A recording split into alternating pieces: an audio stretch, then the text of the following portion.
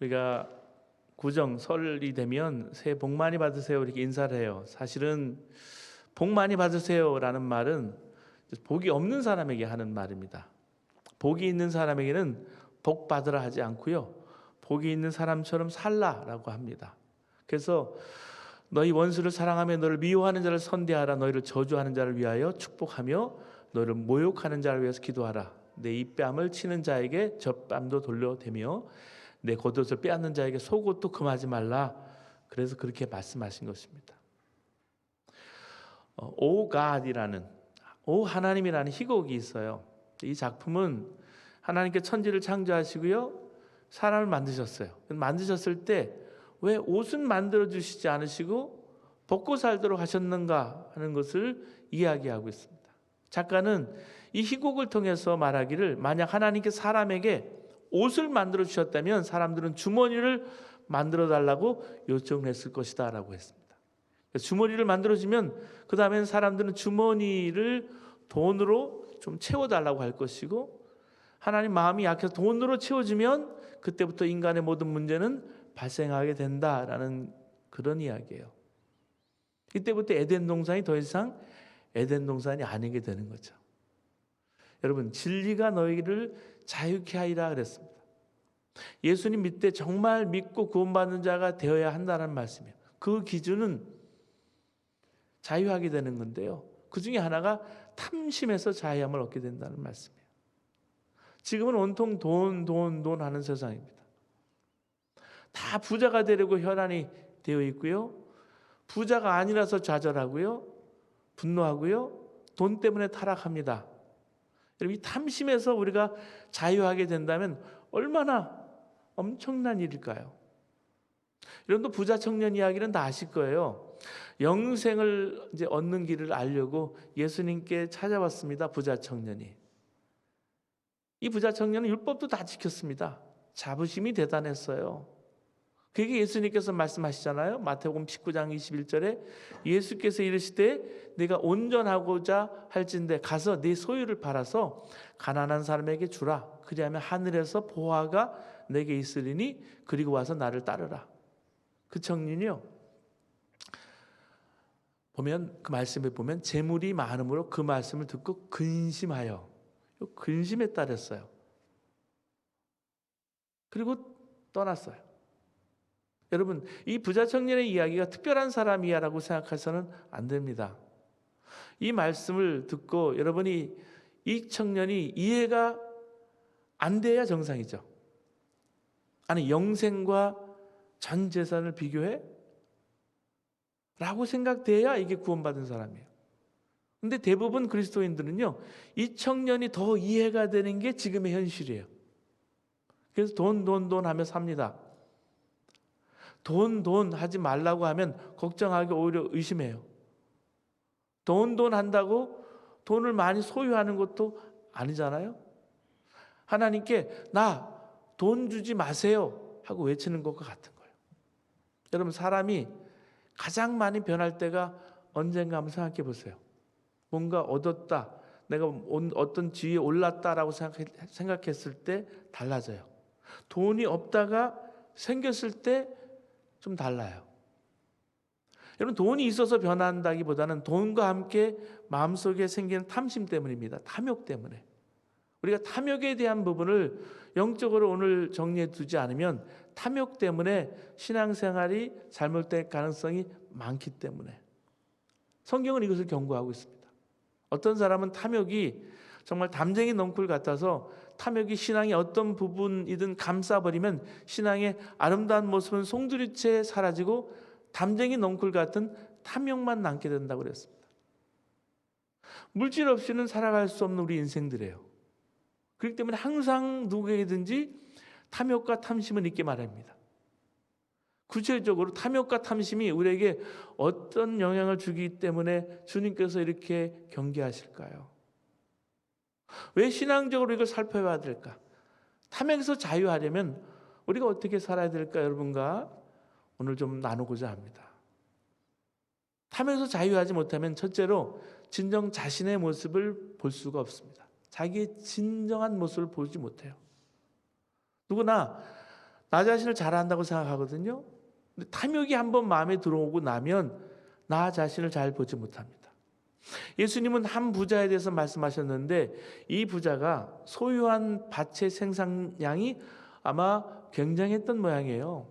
요즘으로 말하면 사업에 성공해서 굉장히 돈을 많이 벌었던 사람입니다. 몇 년 동안 쌓아놓고 일하지 않아도 먹고 살 수 있을 정도가 되었어요. 부자는 자신이 모은 돈을 어떻게 관리할까 고민했습니다. 그러면서 하는 말이 내 영혼아 편히 쉬자. 그동안 고생했으니 이제 먹고 마시고 편히 쉬자라고 했습니다. 그러나 주님께서 이 부자를 두고 어리석다고 말씀하셨어요. 여러분, 어리석다라고 말씀하신 이유 중에 하나는요, 부자가 자기 자신을 제대로 보지 못했기 때문입니다. 역시 말씀을 보시면요, 어리석다는 표현이 나오잖아요. 이걸 표면적으로만 생각하면 부자 이야기를 통해서 우리가 배울 수 있는 굉장히 중요한 점을 놓칠 수가 있어요. 여러분, 이 부자는 굉장히 지혜로운 사람일 것으로 생각이 돼요. 예상이 돼요. 예전이나 지금이나 돈 벌기가 절대 쉽지 않습니다. 돈 벌기 위해서는 지식이 있어야 돼요. 정보도 있어야 돼요. 물론 세상 돌아가는 흐름과 미래를 꿰뚫어보는 지혜도 있어야 됩니다. 부지런함과 열정도 있어야 합니다. 운도 있어야 되겠죠. 본문에 나오는 부자는요, 돈 버는 능력, 지혜가 있었어요. 그렇지만 자신이 벌어놓은 돈을 어떻게 투자하고 관리해야 될지 고민한 사람이 되었습니다. 많은 수확이 있었기 때문에 곡간을 더 지어서 쌓아둬야 되겠다. 이렇게 만들어 놔야 되겠다. 그 현대적인 말로 표현하면 돈을 어디에 얼만큼 쌓아놓았어. 포트폴리오를 해서 분산해서 투자해 놓고 이자를 받아서 이제 재투자해야 되겠다 생각을 할 줄 아는 지혜로운 사람이었을 것입니다. 그런데 주님은 이것 자체를 어리석다고는 말씀하지 않으셨어요. 문제는 이게 전부인 양 살면 안 된다는 것이죠. 다시 말해서 인간은 언젠가 흙으로 다시 돌아갈지 모를 존재라는 사실을 잊고 살아서는 안 된다는 거예요. 그게 부자가 어리석은 이유입니다. 여러분, 우리가 오늘 하루를 더 살았다는 것은 죽음이 그만큼 더 가까워졌다는 거예요. 물론 오늘이 가장 젊죠. 거울을 봤을 때 오늘이 가장 젊은데 죽음도 그만큼 가까워진 거예요. 언젠가 죽는다는 사실을 의식하고 살아가는 사람과 영원히 살 것처럼 생각하는 사람은 자세가 달라요. 지난 화요일에 제가 90년에 광님께서 같이 전도사 사역을 하던 분이 외대를 나와서 저랑 같이 전도사를 하다가 미국으로 텍사스 달라스로 유학을 와서 달라스 신학교와 SMU를 졸업하고 목회를 하면서 딸 셋과 아들 하나를 낳았는데 지난 화요일에 하나님 부르심을 갑자기 받았어요. 물론 암 투병이 있었지만 폐암으로 투병을 했지만 하나님 부르심을 갑자기 받고서 제가 마지막 같이 나눴던 이야기를 이제 문자를 같이 봤어요. 다른 게 행복한 게 아니고요. 그냥 저랑 압구정동에서 함께 저희 집 청국장을 했는데 그 청국장 먹었던 그것이 생각이 나고 같이 만났던 그때가 너무너무 그립다라는 거예요. 제가 목회하던 오클랜드도 같이 와서 교제하고 했던 기억이 있는데 제가 온라인으로 전화하고 온라인으로 이제 장례 예배, 천국 환송 예배를 드리면서 제 인생을요 다시 한번 보게 됐어요. 여러분, 장례식 가서 무엇을 배우시는지요? 남 죽는 거 보고 우리 자세가 달라질 수밖에 없어요. 맹모 삼천지교 여러분 기억하시죠? 고사성어입니다. 세계적으로 유명한 스승인 맹자의 어머니가 아주 지혜로운 어머니로 알려져 있습니다. 맹자의 어머니는 자녀 교육을 위해서 처음에는 장의사 옆집에 이사를 갔어요. 그때 맹자가 매일 사람 죽는 흉내를 내는 거예요. 장의사 흉내를 내는 거예요. 그렇게 놀아요. 근데 이번에 시장통으로 이제 이사를 갔더니 거기서 장사하는 흉내를 내더랍니다. 결국 마지막 학교 옆으로 이사를 갔더니 그때부터 공부를 해서 맹자가 세계적인 스승이 되었다는 그런 이야기죠. 근데 맹모 삼천지교를 새롭게 해석할 수도 있어요. 지혜로운 어머니가 그렇게 두세 번씩 시행착오를 할 리가 없다라는 거죠. 어머니는 3번이나 이사를 하며 아들 맹자에게 가르쳐주고 싶었던 것이 있었다는 해석이에요. 사람이란 언젠가 죽는 존재라는 걸 깨닫지 않고는 위대한 인물이 될 수 없다는 사실. 어린 맹자에게 어머니가 끊임없이 심어주려고 했던 것은 인간은 반드시 죽는 존재라는 것, 흙으로 돌아갈 수밖에 없는 존재라는 것, 시작이 있으면 끝이 있다라는 것, 죽음이 항상 그 앞에 기다리고 있다는 것을 가르쳐주기 원했던 것입니다. 그리고 죽음을 이해하고 있는 사람은 또 사는 게 무엇인지 알게 됩니다. 사는 방법을 배우는 것이 시장이에요. 얼마나 치열한 경쟁이 있는지 모릅니다. 여러분, 죽는다는 것을 아는 사람만이 사는 것을 배울 수 있다는 거죠. 마지막으로 죽고 사는 것을 아는 사람만이 어떤 것은 배우고 어떤 것은 배우지 말아야 하는지 알게 되기 때문에 학교에서 배우고 인생의 낭비를 하지 않게 된다는 가르침이 담겨 있습니다. 3가지 깨달음이 맹자를 위대한 인류의 스승으로 만들었다는 이야기죠.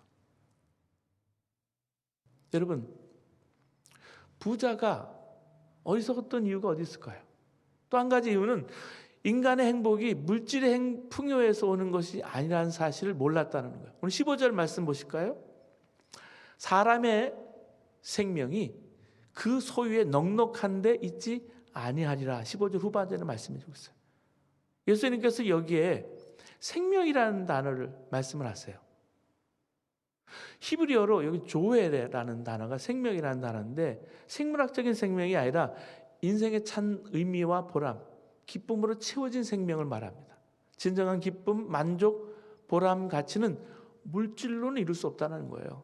근데 부자는 물질이 풍요하기 때문에 자기 영혼에게 말합니다. 내 영혼아, 내 모든 인격과 내 모든 전 존재야, 물질이 있으니까 평안하고 즐거워하여라, 행복하여라. 천만의 말씀입니다.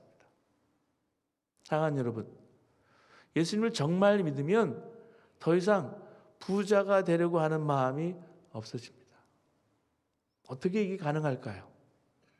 한 가지 경우에 가능합니다. 부자가 된 경우. 예수를 믿으면 탐심이 없어지는 이유는요, 부자가 되었다고 믿어지기 때문이에요. 그러면 사람은요, 그 안에 어떤 영을 가지고 사느냐, 어떤 영을 받고 사느냐에 따라 2 종류로 나눠집니다. 고린도전서 2장 12절에 우리가 세상의 영을 받지 아니하고 오직 하나님으로부터 온 영을 받았으니 이는 우리로 하여금 하나님께서 우리에게 은혜로 주신 것을 알게 하려 하십니다. 여러분, 세상의 영을 받은 사람은 세상 사람이에요. 근데 하나님께로부터 온 영을 받은 사람은 하나님의 자녀예요. 예수님이 내 안에 계신 사람은 예수님의 사람이에요. 여러분, 자신 안에 어떤 영이 있는지 항상 살펴봐야 됩니다. 점검해야 돼요. 하나님의 영을 받은 사람의 특징은 하나님께서 은혜로 주신 것들을 아는 것이라고 했습니다.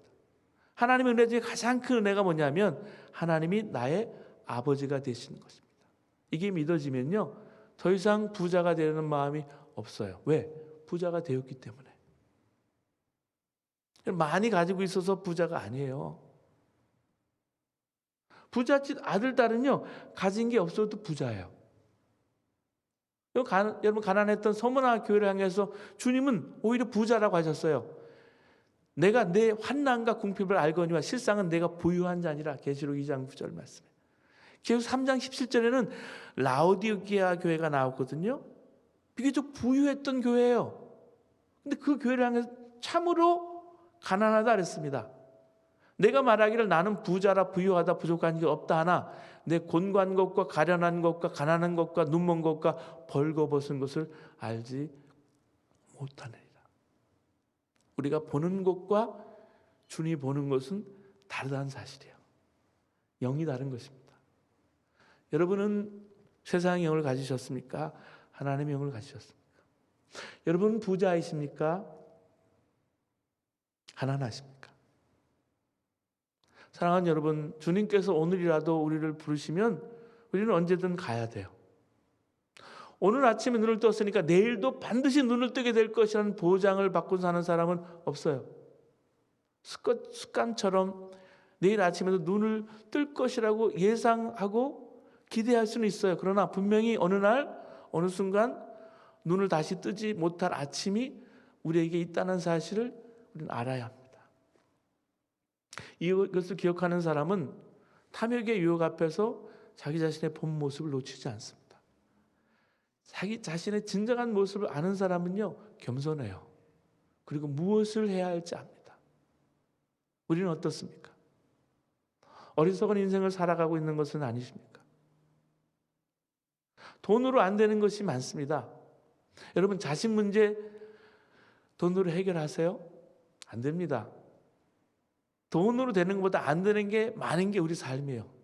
진정한 자기 자신의 모습은 하나님 안에서 찾을 수 있어요. 하나님께서 우리를 복되게 아름답게 창조하셨고요. 우리 행복과 기쁨은 진정 하나님 안에서만 누릴 수 있다는 사실을 우리가 분명히 깨달아야 합니다. 둘째, 탐욕은 우리에게 허락된 보석 같은 내 주변의 가족과 이웃 그리고 내 사명을 보지 못하게 합니다. 오늘 본문 말씀 보시면 주님께서 매우 중요한 하나님 나라를 말씀하시던 중에 이어지는 말씀이에요. 한 사람이 자기 생에 단 한 번 있을지 모를 중요한 기회에 이제 말씀을 듣고 있는 중이에요. 이 말씀을 들으면서 하나님 말씀을 듣는 게 아니라 자기 자신의 생각에 집착을 했던 모양입니다. 부모님이 갑자기 돌아가셨어요. 그랬는데 유대율법에 의하면 장자, 모든 형제보다 배의 유산을 갖도록 되어 있었습니다. 자기가 3분의 1을 갖고 동생에게 3분의 1을 줘야 되는데 동생에게 줄 것을 주지 않고 자기가 다 차지한 모양입니다. 동생이 속도 상하고 마음도 아팠어요. 동생이 예수님 말씀을 가만히 듣고 있으니까 예수님이 설득력이 있습니다. 능력이 있어요. 그러니까 저 선생님이 우리 형님에게 한마디만 해주면 우리 형님이 돈을 나누어 줄 수도 있겠구나 하는 생각으로 가득 차 있었던 모양입니다. 말씀이 동생에게는 최우선순위가 되지 않았던 거예요. 여러분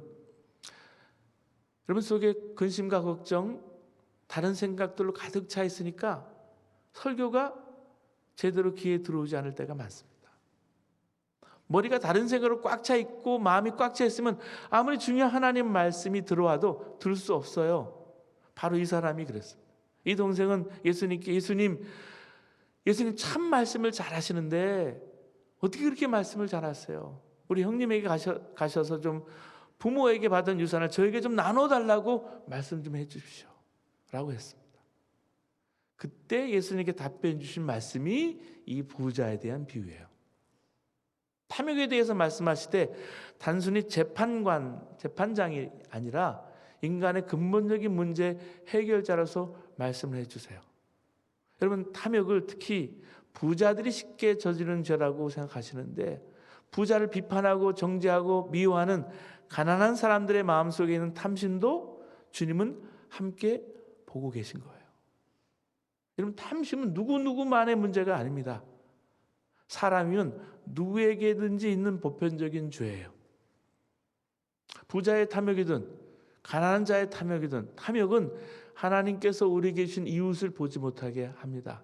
동생은 탐욕 때문에 형을 보지 못했고 형은 동생을 보지 못했어요. 물질이 자기 존재와 가치를 나타내고 진정한 행복을 준다고 그들은 믿었기 때문에. 이런 짧은 본문에 부자가 자신을 지칭하는 이야기를 나라고, 내가 1인칭 표현이요 무려 6번이나 여기 나와요. 원어를 보면 문장마다 훨씬 더 강조되어 있는 것을 알 수 있습니다. 자신을 위하는 것이 반드시 틀린 것은 아니에요. 자기 자신을 위하지 않으면 위할 사람이 아무도 없어요. 그러나 자기 자신만 위할 때 문제가 생겨요. 여기 당신이란 이웃이라는 단어를 전혀 찾아볼 수 없어요. joy라는 우리 성경에가 있거든요. joy, Jesus, others, 그 다음에 you예요. 여러분, 이웃이라는 단어를 여기 볼 수가 없어요. 하나님을 위해서 하나님의 뜻을 이루는 중요한 삶을 위해서 하나님께서 보석 같은 이웃을 주시고 사명을 주셨는데 사람들이 물질 때문에 못 보는 거예요. 오늘도 예배드리고 있는 여러분의 눈동자가 우리의 영혼이 빛나는 것은 하나님이 우리를 지으셨기 때문이에요.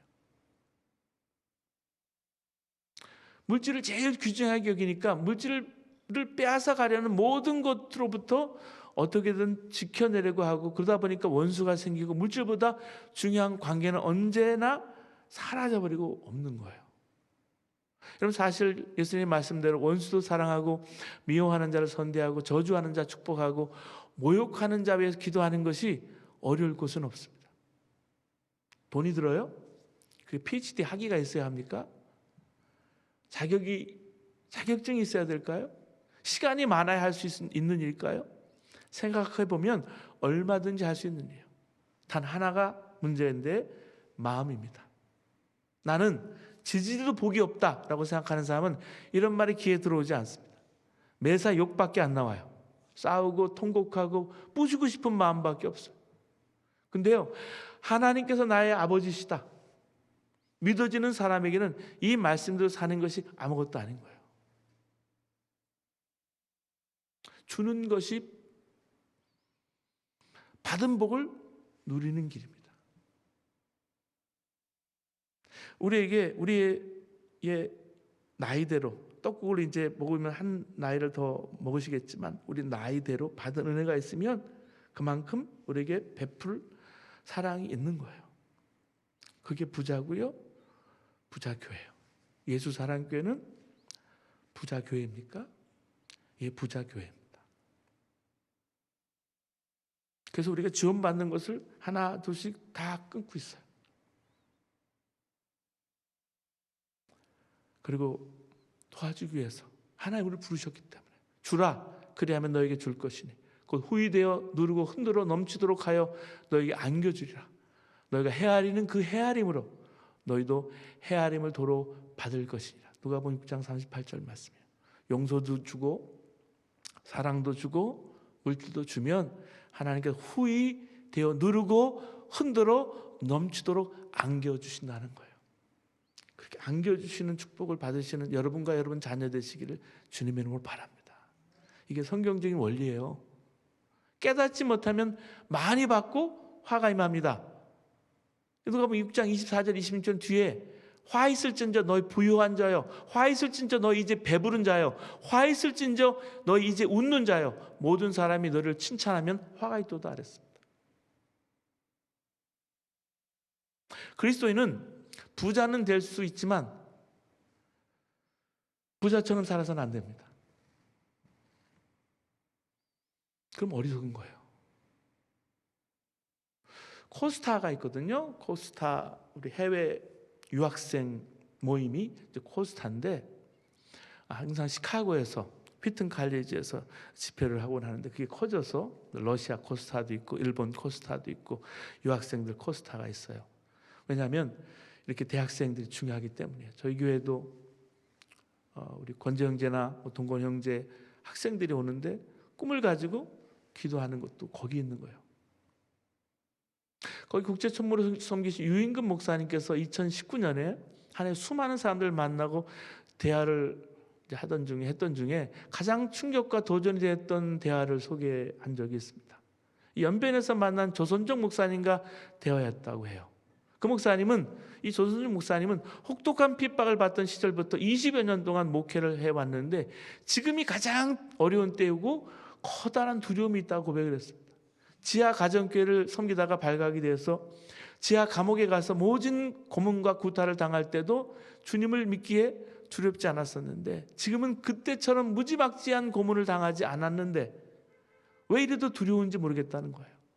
그러다가 어느 날 깊은 기도 중에 불현듯 깨달아지는 것이 있어서 깜짝 놀랐다고 합니다. 그것은 고난도 흔들지 못하는 자신의 믿음이었는데 풍요가 그 믿음을 흔들리게 하고 있다는 것입니다. 숨어 다니고 제대로 된 예배 처소도 없이 신앙생활 할 때는 좀 죽일 테면 죽여라 담대함이 있었는데 중국 개방개혁 시절 어느 정도의 종교적 자유가 주어지다 보니까 교회도 짓고 성도도 수백만 명이 늘어나서 예전에 누리지 못하는 편안함과 안락함과 부유함을 몇 년 동안 누릴 수 있었습니다. 그런데 이제 다시 핍박이 시작되니까 여러분 중국이 핍박을 시작했어요.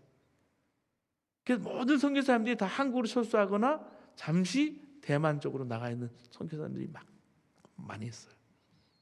핍박이 다시 시작되니까 지금까지 누렸던 편안함과 안락함이 없어질 수 있다는 그 두려움이 자신의 내면 깊이 도사리고 있음을 적나라하게 자기를 보게 됐다는 거예요.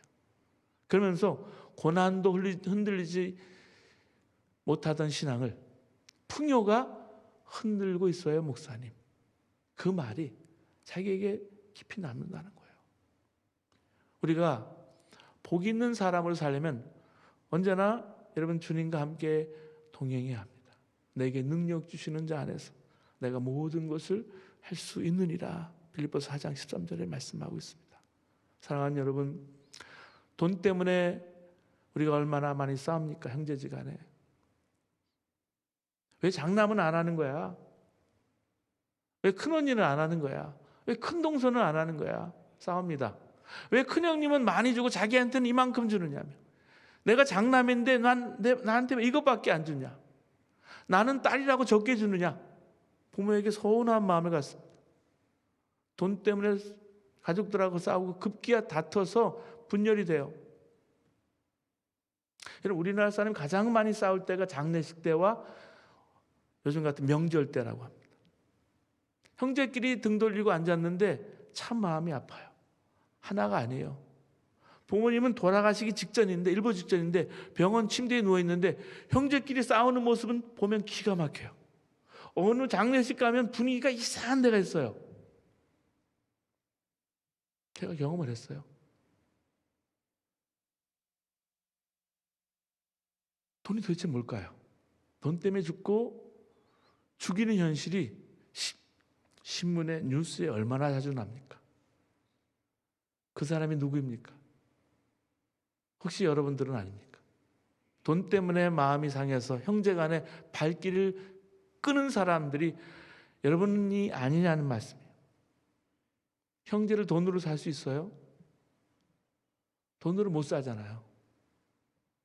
부모님 유산을 조금 더 받아야 우리 인생이 얼만큼 더 행복해질까요? 그렇다면 가져야 되겠죠. 동생에게 안 나눠주고 혼자 다 차지해서 행복한다면 가져야 되겠죠. 하지만 그렇게 해서 정말 인생이 행복해질까요? 그렇지 않아요. 오히려 인생이 외로워지고 고독해지고 비참해집니다. 형제끼리 서로 사랑해서 우애를 쌓는 아름다운 관계는 놓치는 거예요. 고기가 없어도 다툼이 없는 가정이 행복한 가정이지, 고기 쌓아두고 다퉈보세요. 먹어도 위장질환 걸립니다. 속 상해서 그래요. 그렇지 않겠습니까? 마지막 셋째로, 탐욕이 어리석은 인생이 되는 이유는요, 탐욕이 있을 때 하나님을 볼 수 없기 때문에 그렇습니다. 삶의 주인 되신 하나님을 보지 못하게 됩니다. 성경은 가난이 미덕이라고 말씀하지 않았습니다. 여러분 가난해 보세요. 제가 가난해 봤는데요, 조금 불편하다라는데 아니에요. 많이 불편해요. 가난 지겨워요. 그렇다고 부자인 것이 죄악이라고도 말씀하지 않았습니다. 여러분 중요한 것은 가난하든 부유든 삶의 배후에 삶을 주관하고 계신 하나님을 믿느냐, 하나님 섭리를 내가 믿고 사느냐 아니냐 하는 점입니다. 부자는 뭐든지 자기 것이라고 말합니다. 내 영혼아 내가 즐길지어다, 기뻐할지어다. 그러나 주님 말씀이 내 영혼이 내 것이라고, 내가 오늘 밤 네 영혼을 찾아가면 네가 즐기기 위해서 준비한 모든 것이 누구께 되겠느냐? 생명이 사람에게 있으면 죽을 날짜도 마음대로 정할 수 있어야 할 거 아니겠어요? 하지만 하나님이 부르시면 그만입니다.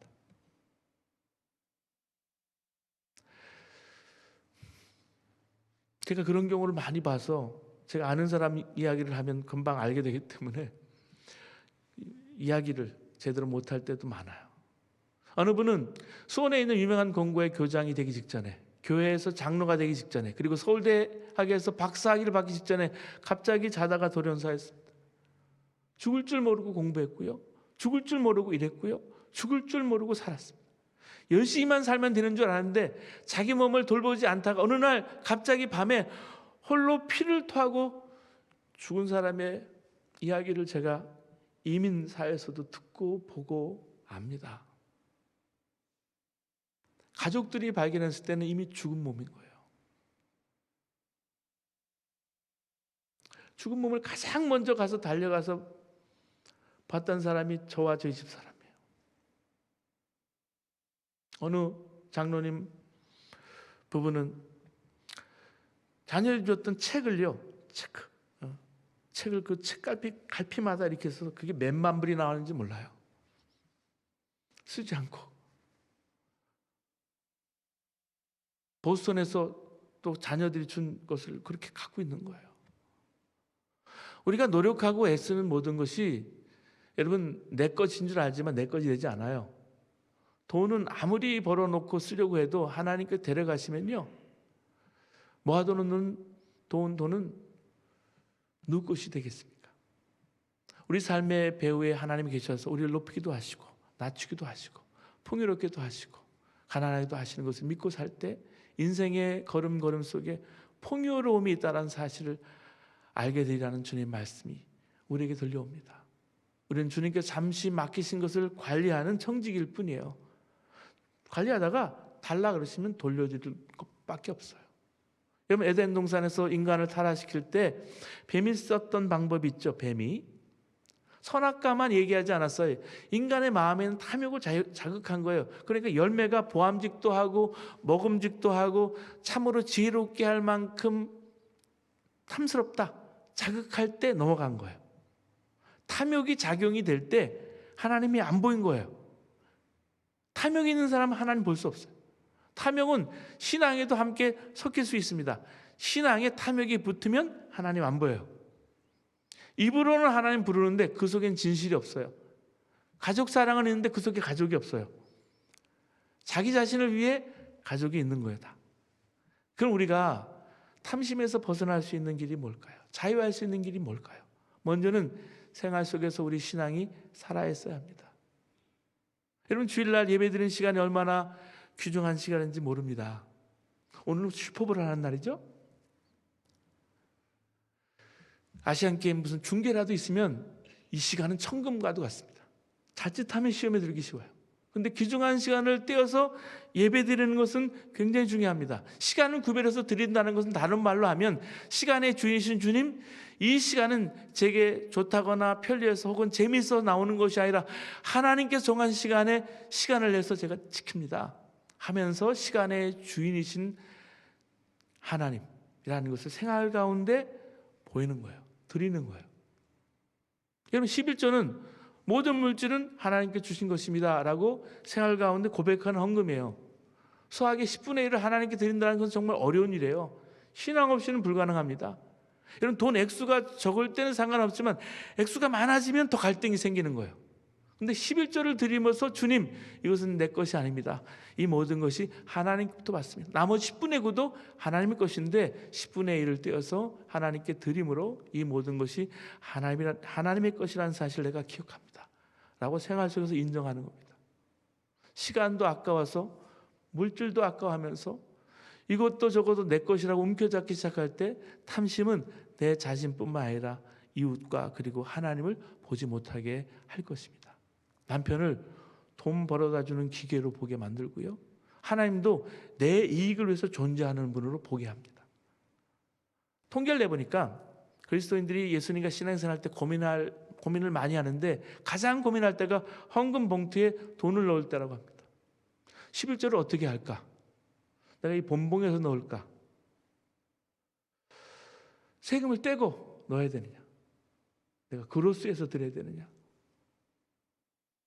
애들 용돈을 떼고 넣어야 되느냐? 여기에서 감사헌금을 떼고 넣느냐? 등급 뺐다가 넣었다가 합니다. 자기 자신과 자녀를 위해 쓸 때는 조금의 주저함도 없다고 합니다. 여호와는 나의 목자이시니 내가 부족함이 없으리로다. 내 생애가 하나님께 있으니 그분의 인도하심 따라 가리라. 선하신 주님께서 내 삶을 인도하시니 내게 부족함이 없습니다. 다윗은 장인에게 10년 이상 쫓겨다녔어요. 아들에게도 배신당했어요. 아내도 뺏겼어요. 이래저래 인생에 고난과 고초가 많았지만 하나님 안에 있을 때 조금도 부족함이 없었다. 조금의 부족함도 없는 인생이었다고 고백합니다. 하나님께서 돌아보시고 인도한다는 사실을 믿는 믿음이 자기를 향해서 밀려오는 탐심을 물리치고 하나님의 사람으로서 아름답게 살아갈 수 있었던 것입니다.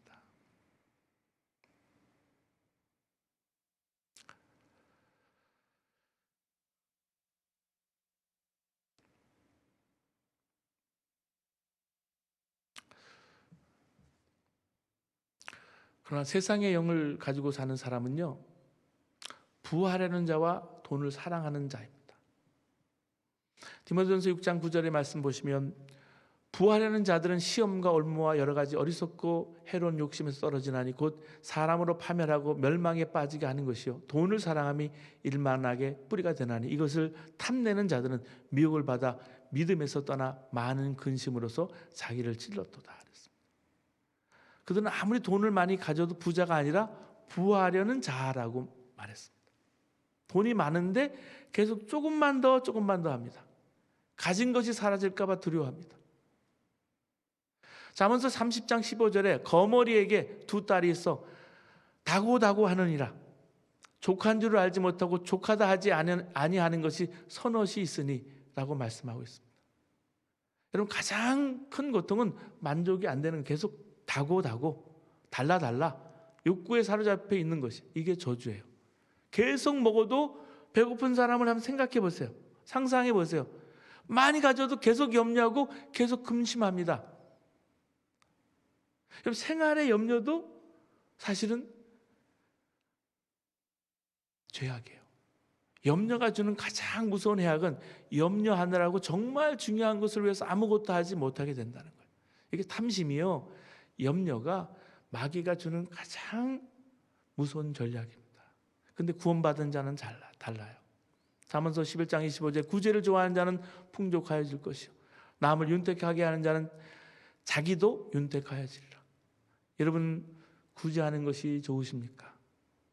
구제를 하긴 하지만 좋아하는 사람은 정말 드물어요. 나 먹고 살기도 힘든데 우리도 힘들어요. 일리가 있지만 하나님 자녀답지 않은 것이 분명합니다. 하나님께서는 당신의 자녀들이 궁핍한 상황을 처하도록 허락하기도 하시고요, 풍부한 상황에 처할 것을 허락하기도 하십니다. 왜? 상황에 따라 대처하는 법을 배우도록 하신 거예요. 그래서 비천에 처할 줄도 알고 풍부에 처할 줄도 알았다는 거예요. 내가 이 모든 비결을 배웠다고 바울은 고백하고 있는 거예요. 제가 개척교회를 우리 교회에서 두 번째 하는데 사실 힘들어요. 사실 요즘은 나아요. 근데 2000년 초반에 제가 개척할 때 목회하면서 주님이 저에게 재정이 주는 훈련을 톡톡하게 받았어요. 작은 집 하나를 이제 덴버에서 마련해서 있다가 제가 목회를 하니까 팔 수밖에 없었어요. 다운페이밖에 막 사는 거니까 다운페이를 가지고 와서 제 목회 다 올인을 했어요. 위기가 올 때가 많았습니다. 근데 위기가 올 때 심장이 저을 것 같은 그런 쇼크가 올 때도 있었어요. 돈 문제예요. 제게 큰 고민이었습니다. 살아야 되니까. 많은 얘기를 할 수 있지만 우리 모두는 똑같아요. 여러분, 그래서 돈과 관련된 믿음의 실험을 주님이 시키시는 거예요. 하나님 기뻐하시는데 재정을 사용하자.